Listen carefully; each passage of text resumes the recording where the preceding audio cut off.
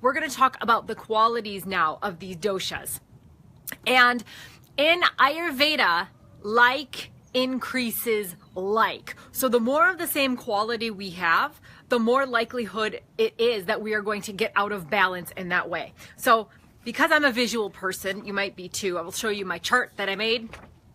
Okay, right, ready? We are already familiar with these. The elements, the 5 great elements, space or ether, air, fire, water, earth, all fold down to make these 3 doshas, these 3 energies, vata, pitta, and kapha energy, right? From there, each one of these doshas has qualities to it. So you can see that vata dosha is cold, dry, light, mobile, subtle, and rough. What does that mean? Well, so space and air move quickly, right? And can you see it? No, not really. You can only feel it. You can only feel the wind on you, but you can't physically see the wind itself. You can see the leaves it's blowing around and moving from place to place. So with that, the wind is cool, right? So there's your cold. The wind can be very drying, right? If you have wet clothes that you're going to hang out on the laundry line, they dry faster if there's wind. So wind dries things out, right? And it's light. Like I said, it's very light and it moves things, because if it was heavy, you wouldn't be able to move so fast. Mobile, of course it is. It goes like this. It moves things. And subtle, like I already said, you can't see the air and the space of the wind.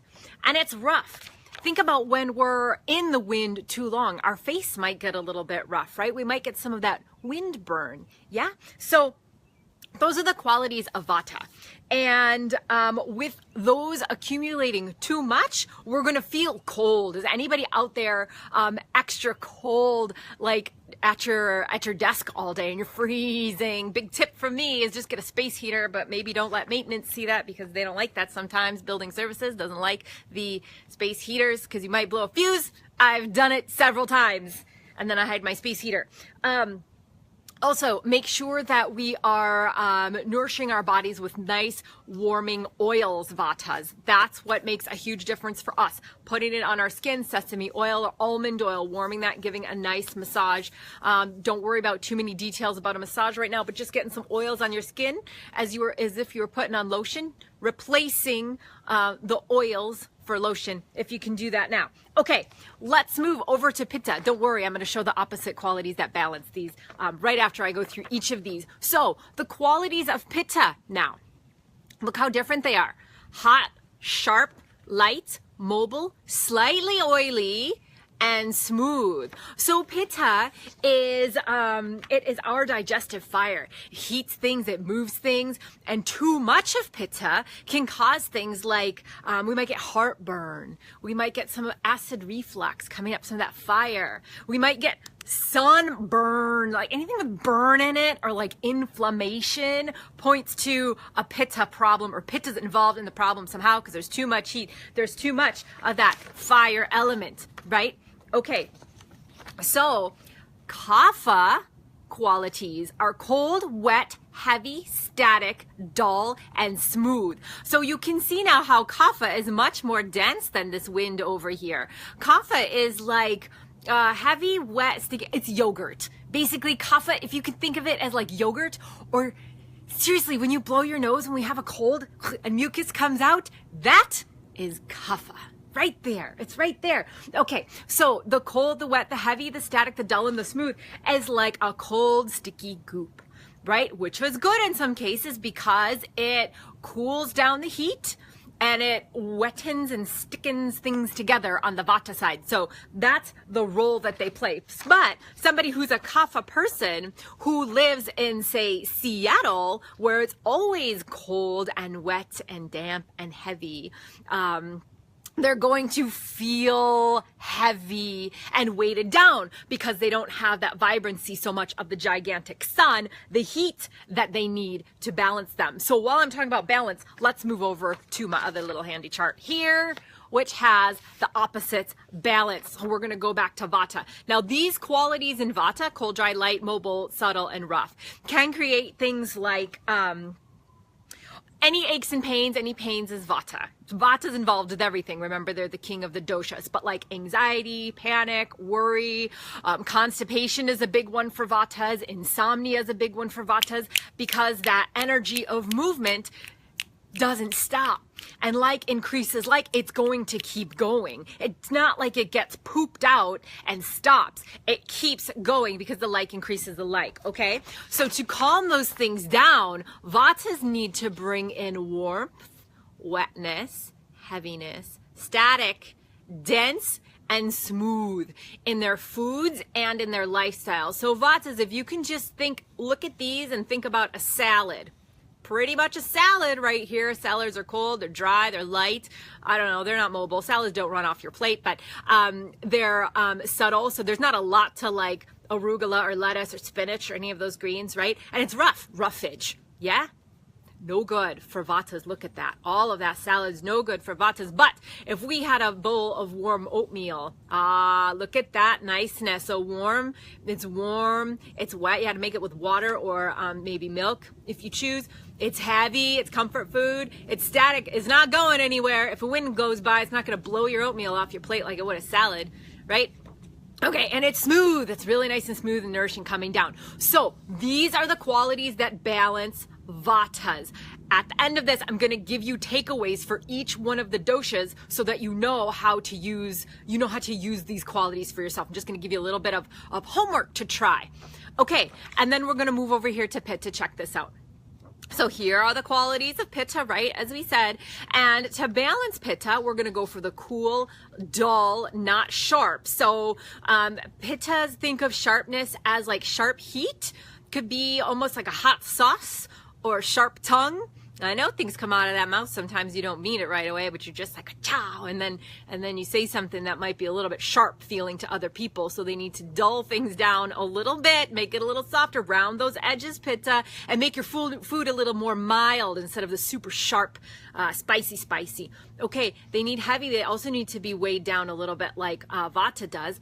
Static balances Pitta. Slightly dry because they're slightly oily, and rough is good for Pitta because they are oily. If I can put these into examples that I like to use when I do talks in person, I always refer to Vata as like a dry flippy leaf that flips in the wind, you know, when it just turns to be fall season and it's flipping around in the gutter, right? Your Vata leaf, and you could crunch it. Yeah, that leaf, if it was not like a fall leaf, but if it was like a spring leaf, it's more green. You can bend it. It doesn't break. It doesn't crunch. That is a healthy Vata. Yeah? Okay. And then Pittas, I like to say, is like a hot, sharp oil. It's like a slick oil, and it moves kind of like an oily river that goes through. A little bit of oil, but and water too, but it's smooth like that, and it moves like that. And then Kapha is like what I said before, is more of like the yogurt, right? Like it's static, it's structured, it's sticking things together. Those are kind of the metaphors that I use for the doshas. So you can see over here now, kaphas, and here's what balances kapha: warm, dry, light, mobile, sharp, and rough. So pittas, you're going to be cooling down. You are going to have foods that are more nurturing for you. Some of those heavier foods like Vata has, you can have those too. We're going to stay slightly dry, so nothing too oily for pitta on the skin or in the food. A little bit of oil is good, but not too much oil because they're going to feel oily and hot. Okay, and kaphas, you are going to lighten up both in food. So now the heaviness of food, those comfort foods that might be super good for Vata, not good for Kapha because they are going to feel weighed down with those kinds of food. Much lighter, much drier foods, spicy foods. They can add in some of that sharpness, that spiciness in their food because normally Kaphas are dull. Okay, so Kaphas would really enjoy some spice in their food and in their life. Go to Zumba class, it'd be fabulous. And rough quality too. So they can have some of those like roughage, right? Like some of the broccolis and the cauliflowers. Vatas, no, none of that stuff's going to make them gassy and bloaty and constipated. They're not going to feel so good. These guys are going to love that stuff. So Okay, here we go. Are you writing this down on your little paper? You got your Vata qualities, here they are. Pitta qualities, here they are. Kapha qualities, here they are. We use the opposites to balance. Too much of either one of those in that category is going to make us not feel so good. So these are the ones that we want to focus on. Yeah? Does that help with the qualities? The reason why these are important is because in Ayurveda, we're always balancing the qualities. That's how we heal in Ayurveda. So we will heal through the senses, the 5 senses, and we will use the qualities of our therapies to balance whatever problem this person has, right? So for you at home, here are some things that you can do. By now, you should know your dosha, right? If you've gone to heymonicab.com, go to the top, you will find dosha test. It might be there. It's under overview. It's pretty easy to find.